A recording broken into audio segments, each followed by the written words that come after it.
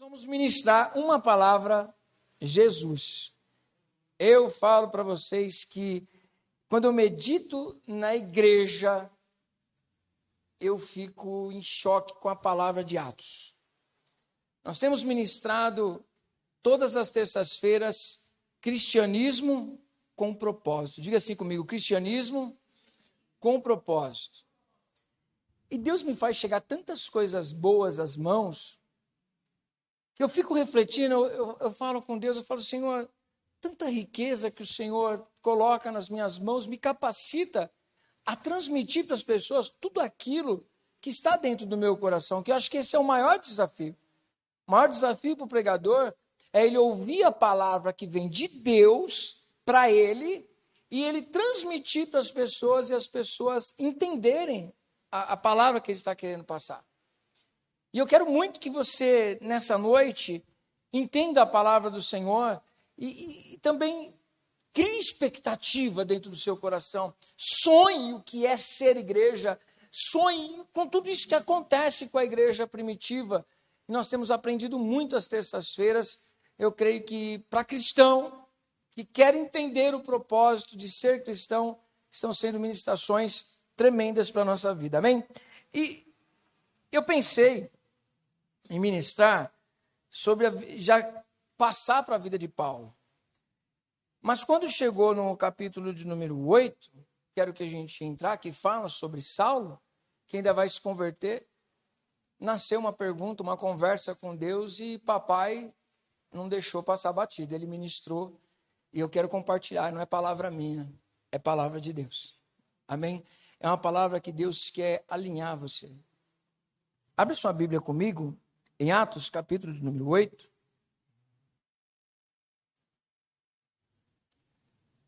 Como líder de uma igreja, responsável, a igreja não é minha. A igreja é do Senhor Jesus. E eu vou prestar conta. Talvez você possa me criticar de várias maneiras, mas talvez você tenha a sua opinião, você acha um montão de coisas, acha que eu sou certo, acha que eu sou errado. Não sei quais são as suas opiniões sobre a minha liderança. Mas a minha maior preocupação é que um dia, bispo, tudo isso não vai importar. Ele vai chegar para mim e vai falar: o que você fez com a minha noiva? O que você fez com a minha igreja? A igreja não era sua. Eu te dei os meus dízimos nas suas mãos. Eu te dei as minhas ofertas nas suas mãos. Eu te dei as minhas ovelhas nas suas mãos. E o que é que você fez? Então, muito mais preocupado com as opiniões alheias, eu estou preocupado com o que Deus pensa ao meu respeito, com a minha liderança, e qual é a mente de Deus sobre a igreja. A igreja não foi uma coisa que o homem decidiu. Eu decidi ter uma igreja. Não. A igreja é de Cristo. Ele decidiu. Deus decidiu ter uma igreja, a noiva do Cordeiro, e deu para ele, porque ele morreu lá numa cruz por ela. Então não posso ser leviano e tomar posse daquilo que não é meu. Eu sou João Batista. Nós somos João Batista. Todo pastor, bispo, é um João Batista, amigo do noivo. O amigo do noivo não é o dono da noiva. E a gente não pode flertar com a noiva. Ela já tem um dono. Então a gente precisa cuidar da noiva conforme o dono nos chamou para cuidar. Amém? Quem está entendendo pode dizer glória a Deus. Apóstolo, mas isso seria uma ministração para líder? Não, é ministração para cristão. Para saber o quanto você é importante, o quanto é importante esse ajuntamento, porque sozinho você não é igreja, você só é igreja na eclésia, o ajuntamento. A congregação de pessoas é a igreja, sozinho você é templo. E por você ser templo, inevitavelmente você não vai ser desigrejado. Você vai ser uma pessoa que tem uma cobertura espiritual. Você tem um líder, você tem um pastor, você tem uma igreja. E ali você apresenta a arma que Deus te deu para você trabalhar. Amém? Glória a Deus. Só que quando eu olho para a igreja, a gente pergunta qual o propósito, né? O que é um cristianismo com propósito? O propósito da igreja, o propósito de nós estarmos nos reunindo aqui, não é a gente só adorar aqui. É viver um cristianismo tão irradiante que a gente sai daqui no dia a dia As pessoas olham para a gente e falam, eu preciso desse Deus que você serve. Eu preciso viver o que você vive. Eu preciso ter uma vida parecida com a tua. Ele não quer a tua vida, mas ele quer viver milagres como você viveu. Eles querem ser impactados por aquilo que você está dizendo que foi. E quando eles olham para o testemunho das nossas vidas, eles dizem, eu preciso desse Deus. Era assim que eles pregavam. E a igreja primitiva é tremenda. Vimos que passou por muitas lutas, muitas dificuldades. Aí aqui no capítulo 8,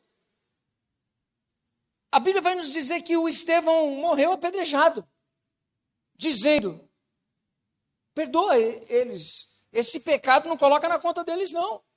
Morrendo apedrejado por ter pregado a palavra de Deus. E era um diácono. Uma vez a gente teve ministrando sobre diaconia lá, né, bispo? Era um diácono da casa do Senhor, que tinha uma apologética, que tinha um conhecimento da palavra, que você fala, nossa, era só um servidor de cesta? Com autoridade, tinha boa fama, era um homem cheio do Espírito Santo e tinha também sabedoria. Diga assim comigo, cheio do Espírito Santo, boa fama e sabedoria. Coisas que o Espírito Santo traz para nós. Amém? E como líder de igreja, a gente olha e fala, eu quero viver tudo isso. Mas o que é interessante é que às vezes a gente conversa com as pessoas, mas por que você não foi? Por que você não está engajado? Estou desanimado. Eu estou cansado. Está acontecendo isso. Tantas lutas. Mas aquilo outro. Uma igreja apática. Como é que a gente vai poder pregar de um Deus vivo se a gente não estiver vivo? Como é que nós vamos poder falar de ressurreição se estamos mortos? Como é que a gente vai poder falar de espírito de ressurreição se a gente está vivendo como um mausoléu? Ou seja, não tem vontade de viver. Eu não estou dizendo ausência de problemas, ausência de lutas, ausência de dificuldades. Mas eu estou dizendo desejo de viver, desejo de estar na igreja, desejo de cultuar. Eles querem cultuar. Já pensou o pessoal na igreja brigando? Não, eu quero culto. O culto, quarta-feira, só quarta-feira o culto? Só a terça? Só a sexta? Não, quero culto na segunda também. Quero culto na terça, quero culto na quarta, quero culto na quinta, mas não posso dirigir todos. Você não dirige, eu dirijo, eu estou aí. Eu faço. Não, no final de semana, vamos fazer um grande congresso, vamos chamar todos os povos aí, todos os crentes, vamos juntar tudo, vamos adorar. A igreja viva. Uma igreja que as pessoas olham e falam, está pegando fogo. O que acendeu em Atos 2 está pegando fogo durante anos. E às vezes são coisas que nós experimentamos em alguns momentos. Às vezes a gente espera chegar o homem da maleta do fogo. Esse cara vai trazer fogo. Ninguém traz fogo. Ou você recebe fogo do céu, é fogo estranho. Ninguém traz fogo, você não pode depender de pessoas. Pessoas não vão trazer fogo para você. Você que tem que ser um altar de sacrifício, e Deus é que responde com fogo. Quem está entendendo? Você é o altar de sacrifício. A palavra de Deus diz que o fogo arderá em ti continuamente, não é de vez em quando. Nós estamos, essa semana, postar aí no Instagram, que aconteceu, como é o nome da cidade lá nos Estados Unidos? Asbury, é isso? Como que é o nome da cidade? Ashburn, uma coisa aí, eu não sei falar. Mas vocês viram. Vários dias de adoração. Eu falei, Senhor, que coisa gostosa. As pessoas iam embora, eu falei, tem que ir embora. Quando chegava em casa, não aguentava ficar em casa, voltava para adorar o Senhor. Aí veio a memória um dia que nós estávamos fazendo um culto num domingo, e deu uma hora e meia da tarde, e a gente queria ficar adorando. E eu falei, Senhor, faz isso de novo, Senhor. Parece que e a terra não comanda esse negócio, parece que é um dia tão específico que Deus, ele olha e vê a conexão da igreja com a conexão do louvor, do pregador, aquela adoração que toma a igreja inteira, ninguém quer ir embora.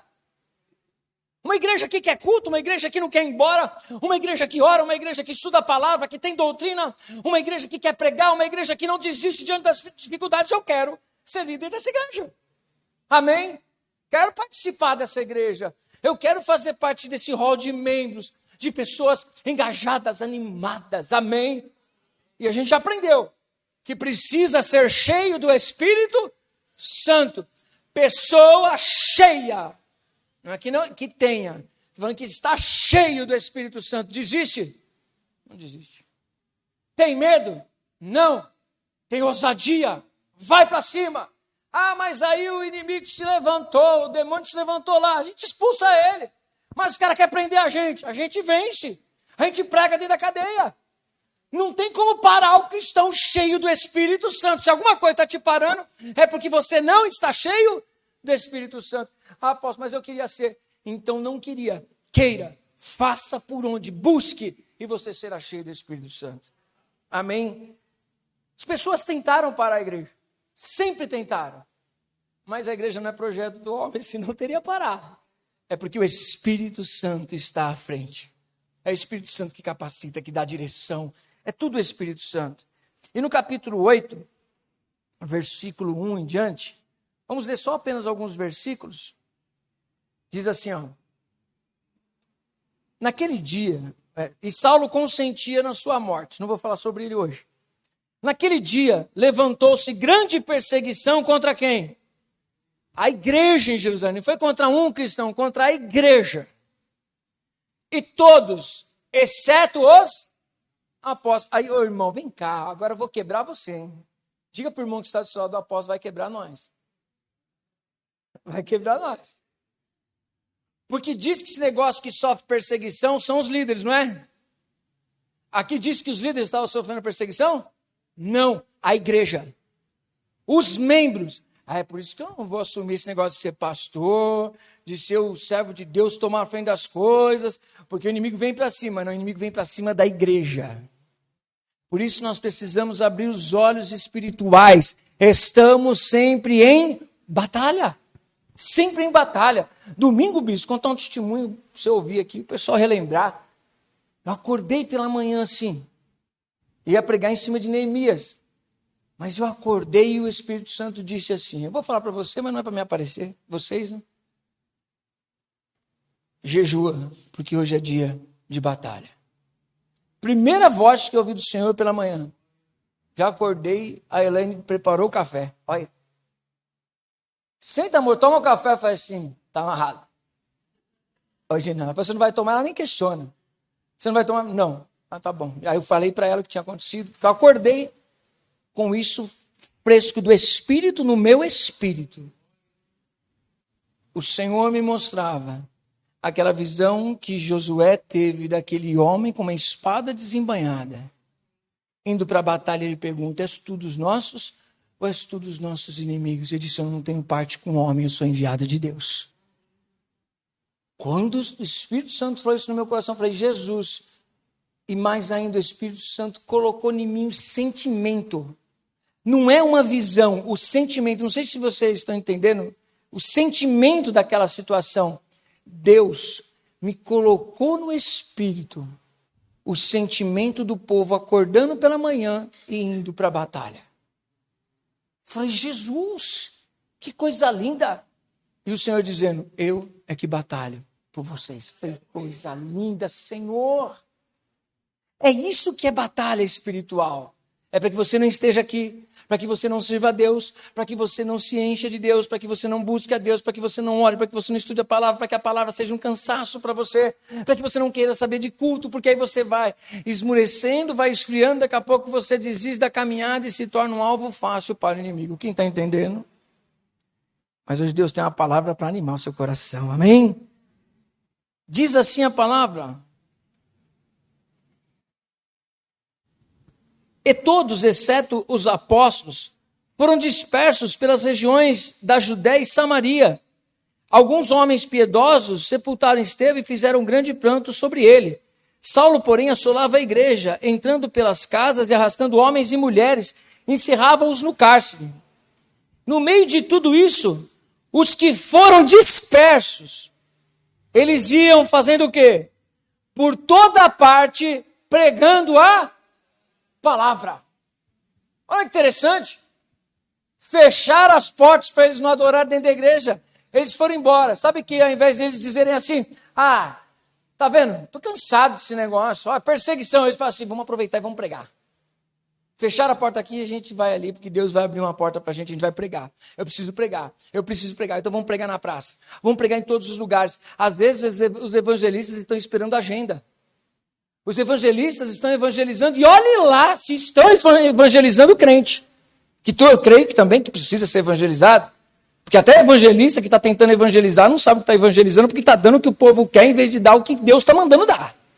Então é um grande problema de altar e problema de público. E a gente precisa alinhar isso, precisa alinhar essa visão para entender o que é igreja. Entender o que é um cristianismo com propósito. Diga assim comigo, cristianismo com propósito. Amém? Olha só, interessante. Ao invés de exterminar, a perseguição trouxe benefícios para a expansão da igreja de Cristo por todos os lugares, cumprindo o quê? O ide. Jesus disse para eles em Atos capítulo 1, versículo 8, vão, vocês serão minhas testemunhas, tanto em Samaria, em Judéia, em todos os lugares. Vocês não vão ficar em um lugar, vocês vão ser espalhados. E por onde vocês passarem, vocês pregarão o evangelho. Então o evangelho a gente pensa que foi pregado somente pelos apóstolos. Não, foi pregado por muita gente que foi cheia do Espírito Santo, daquelas 5.000 almas do dia de Pentecostes, daquelas 3.000, 5.000 almas que vai aumentando. Eles saem pregando por todas as cidades da onde eles vieram. Ou seja, o evangelho não é para ser pregado somente por aqueles que estão no altar, é para ser vivido, é expressado como testemunho de um encontro com Deus, que é diferente de uma pregação. Pregar é algo diferente. Testemunhar faz parte de uma pregação. Amém? Mas todos nós podemos testemunhar, embora nem todos nós preguemos a palavra. Amém? Para testemunhar, você precisa ter o quê? Uma experiência. E para você pregar, você precisa ter o quê? Chamado. E também ter experiência. Se a palavra não fala com você, não fala com os outros. Se você não se prepara, em parte conhecemos, em parte profetizamos. Então você precisa estudar a palavra de Deus. Quando? Todo dia, toda hora, todo momento. Ler a Bíblia é essencial. Orar é essencial. Ler livros que falem da história de grandes homens e mulheres de Deus é essencial. É essencial você, como pregador, estar sempre se alimentando.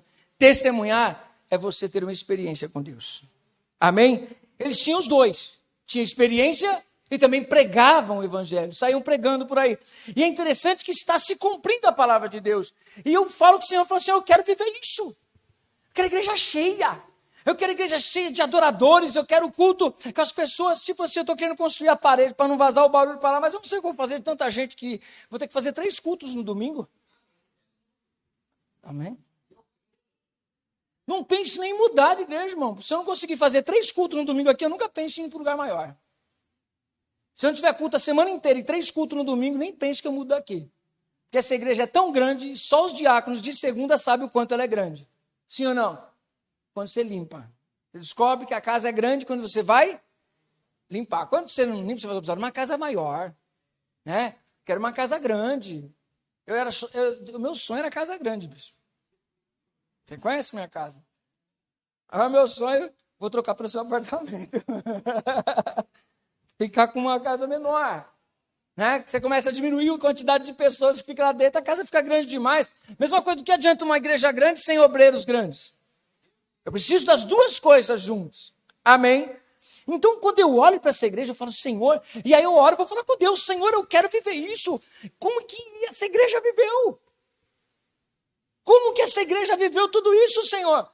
A gente está preocupado, bispo, se a gente coloca luz, se coloca barril, se pinta de preto ou cor de rosa, se chama a pessoa famosa ou a banda, tipo de instrumento que tem, eles não têm nada disso e a igreja enche.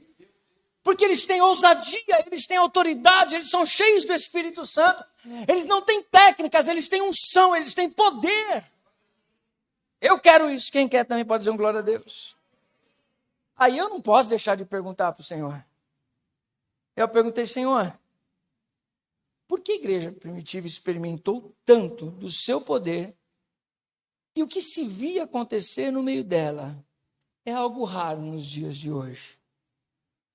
A igreja não temia nada que se opunha a eles. Então, se acontecesse um caso de Covid para a igreja, eles tudo iam bater o joelho e fazer uma reunião na igreja para orar. Se fosse um final de ano feriado, vamos juntar os pobres da comida. Vamos cultuar. E a gente fala, a gente discute a agenda da igreja para ver que dia ela vai estar aberta. Quem está entendendo? Olha só, aprende comigo. É palavra minha? Não. Eu estou compartilhando com muita humildade e amor uma conversa minha com o Pai. Com o dono nosso, tudo aqui. Dono seu, dono meu, dono tudo isso aqui. É tudo dele. Amém? Você é dele? Essa igreja aqui, ó, é dele. Tudo é dele. Amém? E aí eu vou falar com ele. Eu sou mordomo do Senhor. Eu sou aquele que serve você. Servo do Senhor. E o que o Senhor ministrou no meu coração é fortíssimo. A resposta é: a igreja primitiva entendeu o que significa vencer o mundo. É, Senhor? É. Aí no bate-papo a gente pergunta: Senhor, o que significa a igreja ter vencido o mundo? Ah, irmão, a resposta de Deus tem 6 capítulos para a gente estudar. Não vai dar para a gente estudar hoje, tá?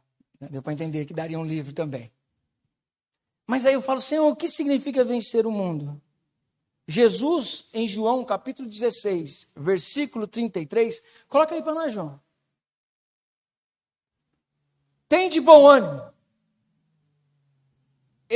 Em mim vocês terão paz. No mundo vocês terão aflições. Mas tem de bom ânimo. Eu venci o mundo. E vocês? É? Achou, João? Tá aí, João? Tá ou não tá? João 16, 33. Porque existe uma... Eu conheci uma pessoa, um senhor, ele citava um monte de coisa da Bíblia, que eu nunca achei na Bíblia. Ele falou: não, a Bíblia diz, né? Eu não sei, porque eu não guardo tudo da Bíblia, né? Pode ser que disse, eu não sabia. Mas coisas que as pessoas dizem. João, mas não é você, João. João, o Evangelho de João, livro. João 16, 33.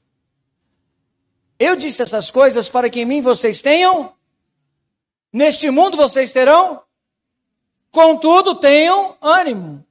Eu venci. Aonde que ele disse que vocês venceram? Ele não disse. Ele disse que ele venceu.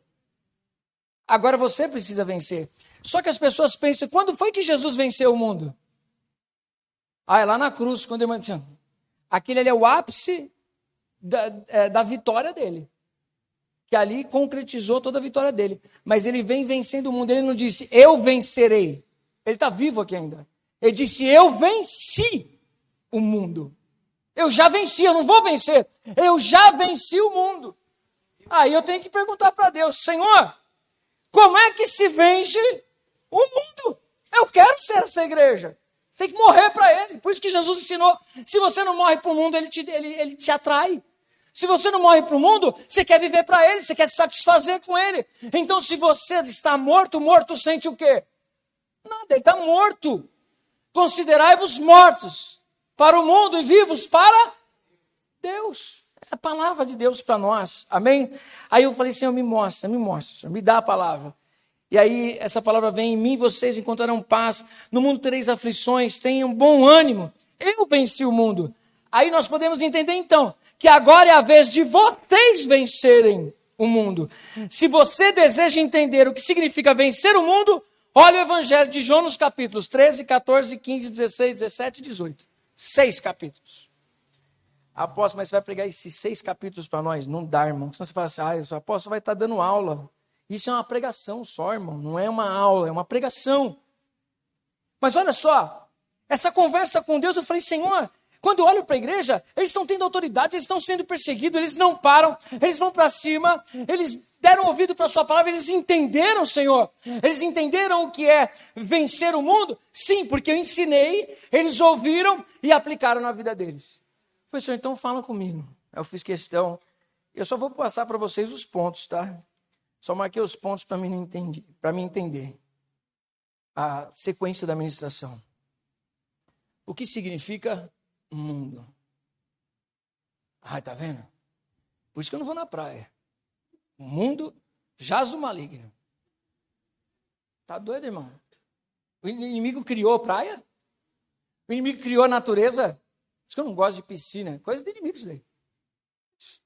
Se daí, na verdade, você montou um espantalho para você, tá? Você gosta tanto que está querendo meter o louco que não gosta.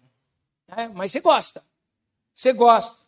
Mas aquilo é pecado, meu Deus do céu. Aí Deus fala assim, mas eu criei o pecado? Eu sou mal? O problema é como você desfruta das coisas que eu criei. Então, quando a Bíblia está falando de mundo, a gente precisa entender esses 3 mundos que ela está falando.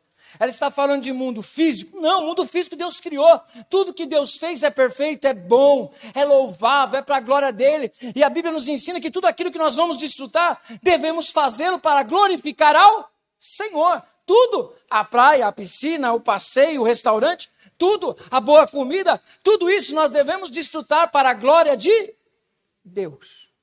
Amém? Isso é mundo criado para nós.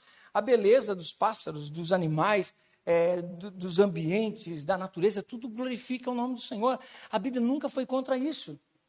Apóstolo, qual é o outro mundo? Outro mundo é o mundo interior do homem. Aí a gente começa a ir para o lado do problema. Aquele que tem os olhos maus, ele vê tudo mal. Ou seja, todas as coisas que não prestam vêm da onde? De dentro da gente. Esse mundo, a alma, os nossos sentimentos, a maneira que nós vamos crescendo, a maneira que nós vamos aprendendo os valores, aí nós vamos entendendo melhor. Então, peraí, então a Bíblia não está dizendo que eles morreram para essas coisas aí. Não, eles não morreram para essas coisas. Para que eles morreram? Justamente para esse mundo interior nosso, que os valores são contrários aos valores de Deus. Então, quando ele diz que eles venceram o mundo, eles venceram os valores, o sistema do mundo. Diga assim comigo, a igreja venceu o mundo. A igreja de hoje precisa vencer o mundo. Mas como é que Jesus mostra para nós? Por isso esses capítulos são tão ricos, e eu faço questão, depois de falar para você essa diferencinha de mundo físico e mundo interior, da onde vêm os nossos desejos, de onde brotam as guerras, por onde vem a ira de Deus? Por causa das nossas ações, os nossos sentimentos pecaminosos, o fruto da nossa carne. Quem é que, um crente sincero, ele já fez a oração, miserável homem que sou. Aquilo que quero, não consigo fazer.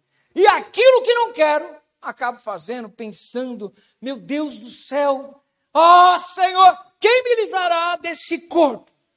Aí ele finaliza dizendo, ufa, glória a Deus por Jesus Cristo nosso Senhor.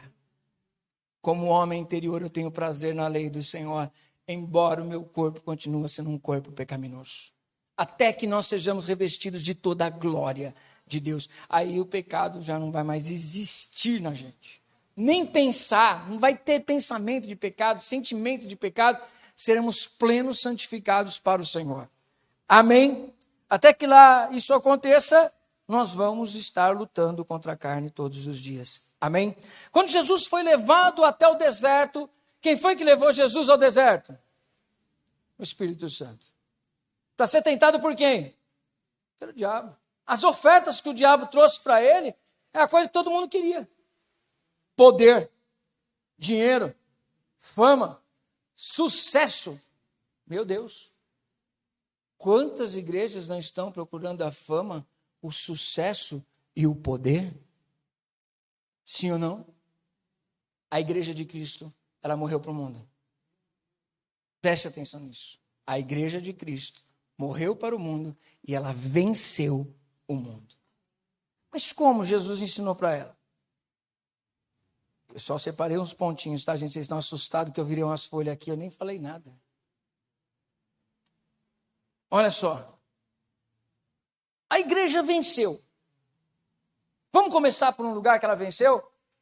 Jesus, ele fez um ensinamento para todas as pessoas.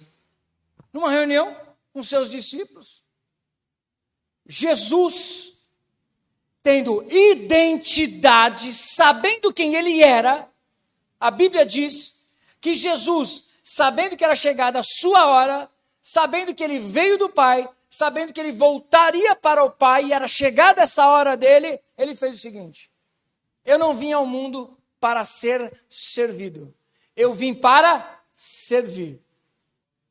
A igreja não é para ser servida, ovelha obesa. Você é chamado para servir. Eles entenderam, eles venceram o mundo. No mundo, a gente abre a empresa e as pessoas que vêm até nós sustentar os nossos sonhos e os nossos projetos. Sim ou não? Mas no reino, o maior serve o menor. Não é o apóstolo que manda e não é o outro pastor que manda, não é o outro que manda. Todos somos servos e deveríamos lavar os pés uns dos outros. É o único. Não, aquela pregação do bispo, eu falo para o bispo, não é inveja, eu faço bispo. Eu queria sim, essa pegada aí. Eu não sei, mano. Eu devia ser professor, uma coisa. Eu gosto de ensino. Ele fala, eu gosto de um profético apóstolo. Cada um tem um chamado, eu vou fazer o quê? Está errado. Deus usa ele de um jeito, Deus usa eu do outro, e assim usa outro de outro jeito, e cada um de um jeito. Mas tudo para a glória de... Eu não sou melhor do que ele não é melhor do que eu. O presbítero não é melhor do que ninguém, nem outro melhor do que ele. Nós somos servos. A igreja entendeu isso. Só que ela não entendeu por acaso, ela entendeu porque o dono dela disse, olha para mim. Ele sendo Deus, o Filho de Deus, deixou o seu trono de glória. Ele já foi humilhado. Ele não foi humilhado lá na cruz e nem na caminhada. Dele sendo Deus, habitar num corpo igual ao meu já é humilhação. Já é humilhação. Amém? Ele se humilhou, se esvaziou. Gente, aqui, qualquer um de nós não passou um sentimentozinho, se eu tivesse um poder de mandar um raio. Ah, Jesus! Quem dentro de nós aqui, essa carne já não disse, ai daquele que tocar num dos seus ungidos. Quem? Quem não olhou e falou assim, não mexe comigo, que o meu Deus, Ele cuida de mim. Quem é? E Jesus falou assim, eu estou para fazer a vontade do Pai. E a vontade dele é que ele esteja numa cruz. Mas antes de ir na cruz, eu preciso ensinar a minha igreja como eles devem agir.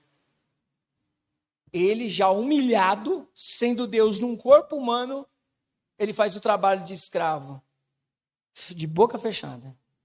Ele tira suas roupas, se envolve numa toalha, lava os pés dos discípulos. Nossa, você não vai fazer isso comigo? Pedro disse, você não vai fazer isso comigo. Você falou assim, Pedro, se eu não fizer isso com você, você não tem parte comigo. Ele fala assim, então dá um banho geral, Senhor, porque eu não quero deixar de ter parte contigo. Olha a importância da palavra. Jesus disse, vocês já estão limpos pela palavra que eu vos tenho dado. Agora só falta vocês aprenderem como andar na palavra. E eu vou ensinar para vocês. Esse é o grande problema. Às vezes nós queremos ensinar na palavra. Jesus ensinava na palavra, mas você via nas ações. Ele foi lá, se abaixou. Gente, a cena é... Eu deixaria também, tá, gente? Sabendo disso, eu choraria e falava, Senhor, eu não mereço isso. Eu não mereço que o Rei da Glória estava ao lado do Pai, lá no princípio, criando todas as coisas. Todas as coisas foram feitas por intermédio dele, para ele. E ele vem e fala, não, eu vim para servir vocês. Senhor, filho, você não entende agora, Pedro. Mas você vai entender depois. Tem coisas que a gente não entende agora, a gente vai entender na nossa maturidade, na caminhada. Por isso que Deus sempre insiste que a gente venha crescendo, alcance maturidade espiritual. O Rei da Glória, ajoelhado diante de mim, mortal, carne pecaminosa, lavando os meus pés e olhando para mim, nisso eu não aguentaria, eu estaria chorando, desmanchando, falando, Senhor, fala, calma, filho, você vai ter que fazer isso muito na tua vida, porque se você quiser ser grande, você tem que ser o menor, você tem que aprender a lavar os pés dos seus irmãos, você tem que aprender que você não é maior do que ninguém, e quantas vezes as pessoas são orgulhosas e arrogantes na igreja e querem manifestação do poder de Deus. Como? Não dá. Coisa que eu aprendi com o Senhor, é preciso ter identidade para se humilhar. Não muda. Eu lavar um banheiro não muda quem eu sou. eu continuo sendo servo. Fazer o que for não muda quem tem identidade. Quem não tem, vai ser confundido. Vamos pensar que eu vou ser pastor? Vamos pensar que eu sou um qualquer na igreja. E você é quem? O foco está na pessoa de Cristo. É Ele que é o foco. O jumentinho sem Cristo, ninguém dá atenção para ele. Amém, jumentinho? Cristo, o foco está nele. Sacerdote sem a arca é um monte de gente andando. A arca está lá, a atenção está na arca, não é na gente. A mesma coisa nós precisamos entender. Jesus, ele tinha identidade e a humilhação, ele se humilhou e isso não mudou o caráter dele, não mudou quem ele era, porque ele tinha identidade. Ele sabia quem ele era. Aonde ele andasse, ele era o que ele era. A igreja entendeu, no meio da aprovação, no lugar que eu passar, eu vou ser que nem a garça, com a perna longa e não misturo com barro. Ele passava em todos os lugares e ele não se manchava pelos lugares que passava. Isso é tremendo demais, amém?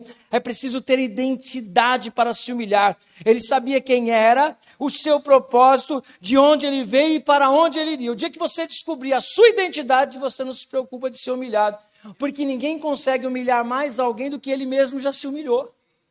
Ninguém consegue matar alguém morto. Quem está entendendo pode dizer glória a Deus. Ele também nos ensina, sendo ele Senhor, se fez servo. Marcos 10, 45 para nós já fala também disso. Ensinando a ser o menor, humildade em cuidar dos outros. Pedro não entendeu na hora. Quando Pedro criticou o mestre, não vou deixar. Jesus fala para ele, Pedro, você não entende agora, mas você vai entender lá na frente. Outra coisa que a gente vai aprender em João 13, do 21 ao 30. Traições fazem parte da caminhada, Pedro. Traições fazem parte da caminhada. Sabe por quê? Tem gente que diz assim, fui abandonado, me traíram. E daí, Jesus te deixou? Jesus não deixou ninguém. Por que a gente tem que mandar a fatura para Deus do que as pessoas fazem conosco? Amém? Olha para o mestre, ele disse, eu sou exemplo da humildade, mas eu sou exemplo da traição. Trairão vocês, ele já disse, vos trairão, os irmãos de vocês entregarão vocês. Pai contra filho, eu vou colocar divisão nesse negócio. Eu vim trazer uma divisão, não uma união. Mas significa que ele veio trazer guerra? Não, não é isso. Não é que ele quer que a gente odeie as pessoas. É que ele mesmo vai fazer diferença em quem é e quem não é. E quem não é, não entende quem é. E aí o que vai acontecer? Vamos entregar essa pessoa. Nosso contexto não é muito fácil da gente entender, mas vai num contexto de um indiano que larga sua casta para aceitar Jesus Cristo, você vai entender o que eu estou falando para você. Traições fazem parte da caminhada, porque Jesus olha e fala assim, tem um que vai tomar a ceia comigo, mas esse mesmo vai me trair. Outra coisa, essa eu tenho que ler. Quem é discípulo de Cristo? Você é discípulo de Cristo? Discípulo de Cristo é cristão. Qual é a maior marca que existe num seguidor de Cristo? Qual é a maior característica que distingue ele de toda e qualquer pessoa do mundo? Alguém sabe me dizer? Balinha. Abre aí, João. Em João, capítulo 13, versículo de número 35. É a igreja que venceu o mundo, amém? Voltam a esse aí mesmo. Com isso todos saberão que vocês são meus discípulos. Quando? Se vocês se amarem uns aos outros. Se você odeia, você não é discípulo de Cristo. Se você não perdoa, não é discípulo de Cristo. Se você não ama os seus irmãos, não está sendo discípulo de Cristo. Após palavras do nosso Senhor, não minha, serve para mim, serve para todos vocês.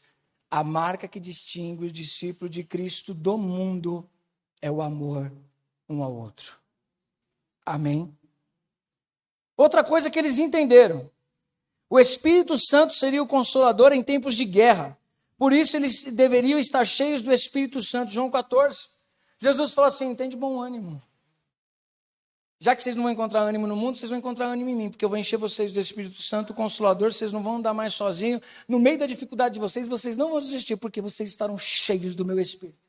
Eu vou, mas eu enviarei o Espírito para ficar com vocês. E ele não vai ficar ao lado de vocês, porque eu estive ao lado, agora eu vou morar com o Pai dentro de vocês. Eu vou fazer morada. Eu vou morar, eu vou estar dentro de vocês. E aonde vocês forem, eu vou estar dentro de vocês. Eles entenderam. Ah, vai prender. Não tem como prender a gente é bicho solto. Só prende se Deus deixar. Prender o Pedro, prender o João, daqui a pouco vem um anjo e diz assim, sai e vai pregar o evangelho, que na hora de vocês ficar presos. Por quê? Porque eles não viviam debaixo da autoridade da terra, eles viviam debaixo da autoridade do céu. Aleluia! Olha só que interessante, eles entenderam João 14. Outra coisa que eles entenderam, por isso eles venceram o mundo. Eles não são a videira, mas eles são braços da videira. Eles entenderam, eu sou a videira, meu pai é o lavrador, vocês são braços dessa videira, se vocês estiverem em mim, vocês frutificarão, e não foram vocês que me escolheram, fui eu que escolhi vocês. Às vezes a gente pensa, quando a gente for pregar sobre Paulo, você vai ver isso daí, às vezes a gente pensa, estou buscando a Deus. Falava o pastor Vitor que os calvinistas falam, esse cara está pregando a verdade. Os calvinistas dizem isso. Tem gente que busca a Deus para ser escolhido. Paulo estava buscando Deus, mas Cristo estava em busca de Paulo. Ele olhou e falou assim, esse cara é uma pessoa escolhida por mim para levar o meu evangelho aos gentios. Não foi você que escolheu? Ele te escolheu para que você vá e dê fruto. E dar fruto não é opcional. Amém? Dar fruto é porque você está ligado à videira. Você está ligado a Cristo, então vai dar fruto. Então eles pensavam o seguinte, nós estamos ligados a Cristo. E por nós estarmos ligados a Cristo, esse fruto vai acontecer na nossa vida. Não vai ser o fruto da carne, vai ser o fruto do Espírito. Vamos ser mais longânimos, vamos ser mais amorosos, vamos ser mais perdoadores, nós vamos ter domínio próprio, nós vamos ser melhores. Por quê? Porque o Espírito Santo em nós habita e o fruto dele vai estar em nós. Amém? Tem mais. Havia lutas, mas eles entenderam uma coisa que Jesus ensinou em João 16. Não é o servo maior do que o seu Senhor. Tem muitas coisas que eu falo com Deus, irmãos. Falo, Senhor, por que isso, por que aquilo outro? E eu nunca tenho argumento com Deus, porque ele diz, basta ao servo ser semelhante ao seu Senhor. Se me traíram, se me negaram, se me abandonaram, isso é probabilidade com você também. Mas lembre-se que eu disse, vocês me deixarão e eu ficarei sozinho. Espera aí, não, eu não ficarei sozinho, porque o Pai nunca me deixa sozinho. Eu nunca andarei só. O que eles entenderam? Vamos andar de 2 em 2. Se separar, ficar só um, Deus está comigo. Por quê? Eu jamais ando só, porque Ele estaria comigo sempre. Por isso que Paulo, presta atenção que Paulo faz parte dessa igreja vibrante, poderosa. Ninguém foi nas minhas audiências. Ninguém apareceu nos momentos mais difíceis da minha vida. Passei frio, passei fome, passei necessidade, estou aqui sozinho, traz minha capa e traz livro ainda para me escrever. Jesus. Por quê? Todos me abandonaram, menos o Senhor. Porque o Senhor jamais abandona os seus servos em circunstância alguma. Nunca Ele nos deixará. Amém? A igreja entendeu isso. Haveria lutas, porque a gente pergunta, olha só que coisa que a gente esquece. Pensamos que a ausência de lutas é a presença de Deus. Presença de lutas, ausência de Deus. Você está errado, irmão. Está errado. Quando Paulo dá o testemunho dele, fala, passei por naufrágio, privação, tomei tijolada, fiquei semi-morto, e aí depois eu voltei para pregar o negócio. É assim. Por quê? Eu sou cheio do Espírito Santo, eu sei do meu chamado, eu sei da minha identidade, eu sei para o que eu fui chamado, eu sei que fui chamado para ser apóstolo, apóstolo dos gentios, então eu vou pregar. Se me colocar na prisão, eu prego. Se me colocar no navio, eu prego. Se me colocar dentro da casa, para me pagar o aluguel dela ainda, eu prego. Lá eu faço um ponto de pregação dentro da minha casa. Se me colocar junto com a guarda pretoriana, eu aproveito que eu não tenho para quem falar, eu vou evangelizar eles também. Ponto. Ou seja, eu sou o evangelho ambulante. Haveria as lutas, mas basta ao servo ser como seu Senhor. Estamos no mundo, mas com um propósito. João, capítulo 17. Jesus, na oração dele, fala assim: não te peço, papai, que os tires do mundo, mas peço que os livre do mal. Estamos nesse mundo com um propósito. E qual o propósito para o qual nós estamos no mundo? Acesse o YouTube, assista as ministrações, Mateus 5, 6 e 7. Mas só para sua reflexão, Mateus capítulo de número 5, versículo 1 ao 16. Bem-aventurados sois vós, quando vos injuriarem, quando falarem mal de vocês, quando perseguirem vocês, por causa do meu nome, por causa do evangelho. Alegrem-se, porque fizeram o mesmo com os profetas, e vocês são considerados iguais. Grandes servos meus. Aleluia. E aí ele fecha dizendo o seguinte: não se esconde uma cidade que está edificada sobre montes. Não se esconde uma luz quando ela está no meio das trevas. Coloca ela no velador e todas as pessoas vão ser iluminadas por ela. Ele diz o quê? Vós sois o sal da terra e a luz do mundo. Quem gosta de picanha? Alguém gosta de uma picanha? Uma alcatra? Que a pessoa vem assim, vem com estralinho assim na sua orelha. O senhor quer? Lógico que eu quero. Desce aí. Só que não tem sal. Não tem sabor. Você quer? Não. Taca sal nesse negócio aí para ficar bom. Não é? Dá sabor. Fica saboroso. O sal, ele dá sabor, ele tempera. A mesma coisa, Jesus está dizendo, vocês vão dar o tom da vida das pessoas. Vocês vão temperar essa terra. Vocês vão colocar vida. Vocês, onde vocês passarem, meu irmão, olha, por vocês terem sabor, porque se vocês não tiverem sabor, vocês vão ser pisados, é insípido, não presta para nada. Sem sabor, nós somos imprestáveis.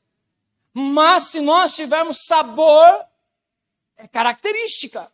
Aonde nós passarmos, vamos dar o tom para a vida das pessoas. Que sabor. Como é bom estar com você. Falar o que sogro do Jacó disse: tu és para mim um anjo de Deus. Desde quando você chegou aqui, eu fui abençoado por causa de você. Deus é com você. Quando o José passa pelo Egito, fala assim: você é um cara excepcional, mano. Você prega no Egito. Quando Daniel está em Babilônia, ele prega para 3 reinados. Por quê? Ele tem identidade, ele é sal. Ele diz: eu não me contamino, eu é que dou sabor. Existe uma teoria que vocês se lembram quando Jesus estava nascendo lá em Belém?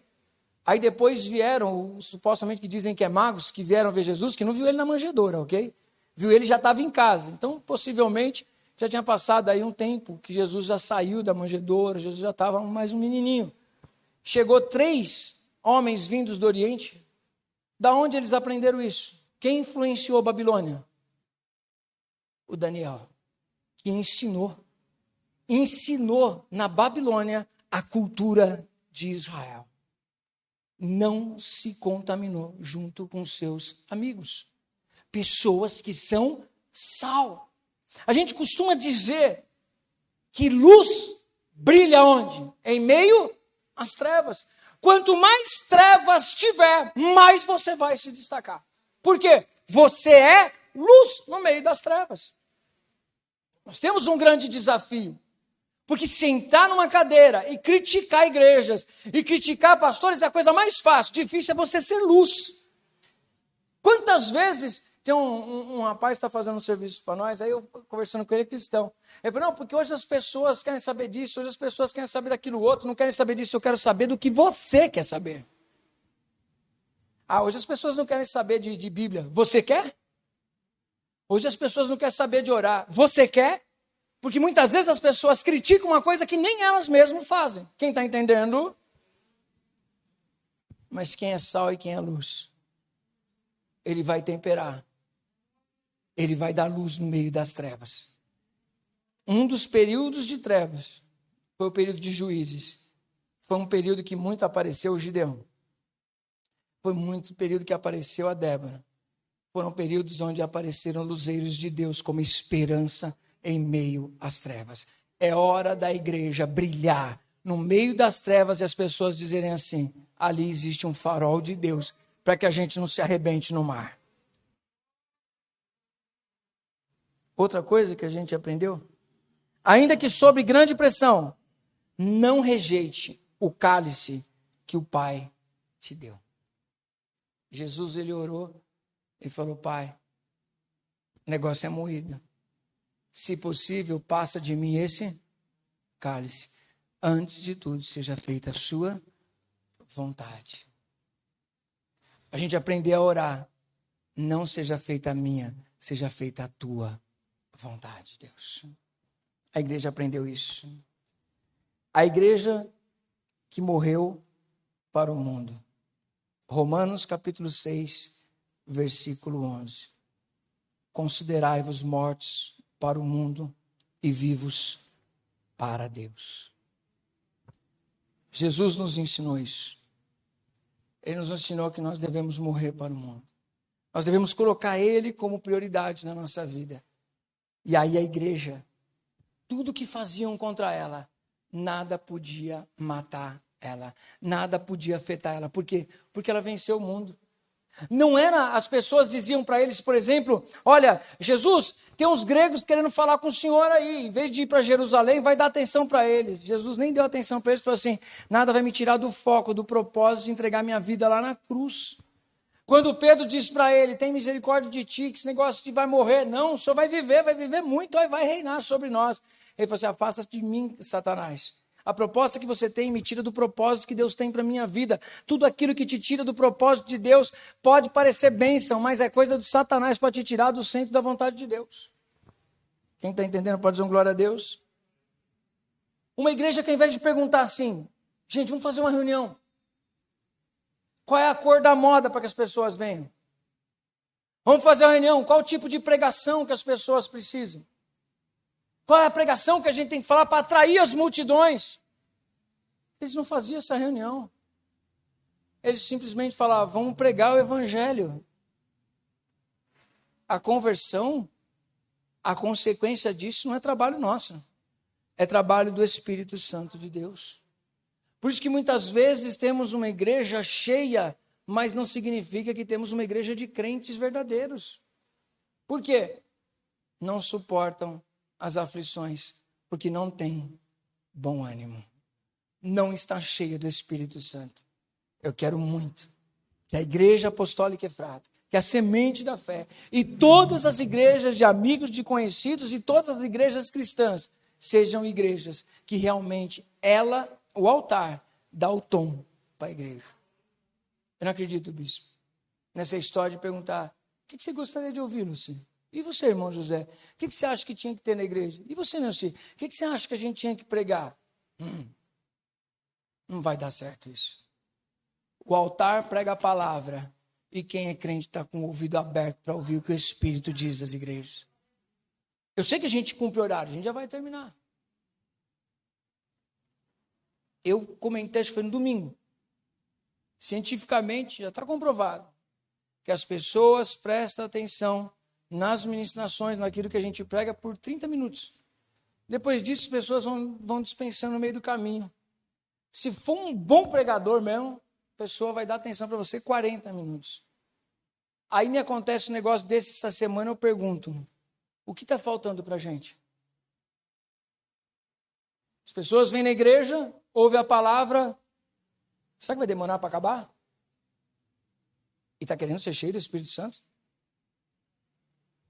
Será que amanhã vai... Hoje não, você tem de quarta tem jogo. Hoje tem um jogo do Palmeiras, tem um jogo do São Paulo. Será que vai ganhar? Será que não vai? Não sei. E o culto acontecendo. E a mente lá no jogo. A mente lá nas outras coisas. Como é que é uma igreja que prioriza a palavra? Como é que nós priorizamos aquilo que Deus tem para nós? É o pão chegar fresco. Preste atenção no que eu vou dizer, tem uma ministração tremenda sobre isso. O maná vinha do céu todos os dias. Na sexta-feira vinha a porção dobrada, porque no sábado não viria o maná. Sempre o povo alimentado.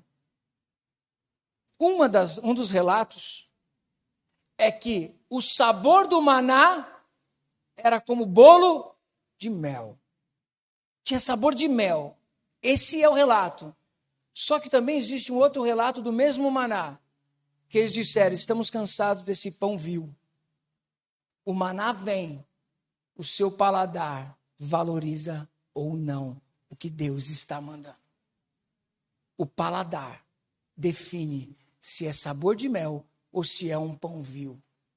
Não despreze o que o Senhor coloca à mesa. Aquela mulher, a cirofenícia, que vem atrás de Jesus dizendo, tem misericórdia de mim, minha filha está horrivelmente endemoniada, me ajuda. Pedro, os apóstolos, os discípulos dizem assim, mestre, dá atenção para essa mulher, pelo menos para ela parar de encher o nosso saco aqui, porque a gente não quer mais ouvir ela clamando. Já faz tempo que ela está vindo atrás de nós clamando aqui. Jesus olha para ela e diz o quê? Não é lícito pegar o pão dos filhos e deitá-lo aos cachorrinhos. Ele estava dando pão para quem? Para os judeus. Ele ia tirar a porção dos judeus e dar para um gentio. Aí aquela mulher gentílica olha para Jesus e diz assim, até os cachorrinhos comem das migalhas que caem da mesa do seu Senhor. Uma migalha para uma pessoa que reconhece quem Jesus é, muda a vida dela. E às vezes o pão que está na mesa não conseguem valorizar os filhos da casa. É isso que Jesus está ensinando para nós. Valorize o pão que o Senhor está trazendo para você hoje. Se alimente dele, estude a palavra, seja uma igreja vibrante, seja cheio do Espírito Santo, porque a igreja de Jesus não mudou. A igreja do século 21, a igreja de Jesus que nasceu, é a mesma que morreu para o mundo, venceu o mundo, vive para Cristo e vive para fazer a vontade daquele que o comissionou. Essa é a igreja de Cristo. Não, mas a gente não quer fazer nada disso, não. Então você não é a igreja de Cristo. Não, mas eu não quero saber dessas coisas, não. Então não é a igreja de Cristo. A igreja de Cristo tem características. Ela tem características próprias. Não adianta, irmão. Não abriu o McDonald's aqui em cima? Estou doido para subir lá e comer estrogonofe de carne. Vou subir lá e falar assim, me vê um estrogonofe com uma batata palha. Vai fazer o quê? Uma vez eu fui lá e comi o bicho estranho lá, um negócio lá, e aí eu falei assim, eu quero suco. E aí estava lá, refil. Aí eu falei, refil? Ela falou assim, não, só refrigerante. Não, mas eu quero suco, tá refil. Ela falou, não, é só refrigerante. É a regra dele. Eu vou fazer o quê? É a regra. Chegaram e falaram assim, ó, é o seguinte, me vê o estrogonofe com arroz fresquinho, branco, uma batata palha fresca, por favor, não é batata murcha não. Batata fresca com aquela carne de boa qualidade, ok? Senhor, você está doido? Nem na padaria da esquina você vai achar isso aí agora. Aqui a gente tem Big Mac, a gente tem aqui outras coisas. Você veio no lugar errado, mano. Não, mas eu quero comer agora isso daí. Manda sua mulher fazer, eu tenho certeza que ele não vai fazer. E não tem estrogonofe em casa me esperando. Eu sei disso que não tem. Então o lugar que eu vou tem a proposta. A igreja você vem, tem a proposta. E não adianta você querer mudar a igreja. Você que tem que se adequar à igreja. A igreja tem uma palavra, tem um dono, tem um propósito. E se você não se encaixa nisso, já era. Ele vem para buscar o quê? A igreja. Mas a igreja o quê? Lavada e remida. Não é qualquer igreja, é a igreja dele. Não é qualquer ajuntamento, é a igreja dele. Ou somos ou não somos. Não tem outra ideia. Não, mas a minha igreja tem 300 mil membros. E daí? Cristo está contando cabeça de gado? Não. Salvos em Cristo Jesus. Às vezes, se a gente pegar e trouxer aqui 10 bandas aqui numa terça-feira. A gente lota.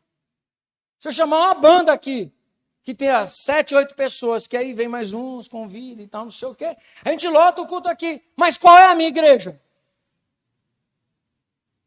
É aquelas 10 pessoas que vieram? Então não posso me iludir. A minha igreja é aquela que eu edifico em Cristo Jesus, que Ele é a base. A igreja que o bispo tem é aquela igreja que está todos os dias com ele. São aqueles jovens que vão fazer a obra na rua com ele todos os dias. São aqueles dizimistas, aqueles ofertantes. Então esse é o povo que a igreja tem. A mesma coisa Cristo, Ele não tem movimento. Ele tem pessoas salvas. A Bíblia diz lá em Atos que Ele mesmo acrescentava à igreja dele quem ia sendo salvo. O trabalho de salvar não é meu, o meu trabalho é pregar. O trabalho de salvar é do Espírito Santo de Deus. Então tem que pregar a palavra. Amém? Se coloca de pé em nome de Jesus. Abre aí em Colossenses 3,13 aí, João. Consegue achar rápido aí?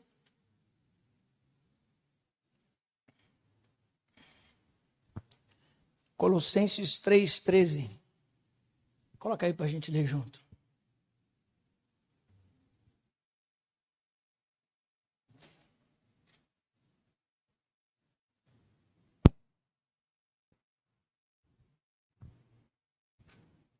Ó.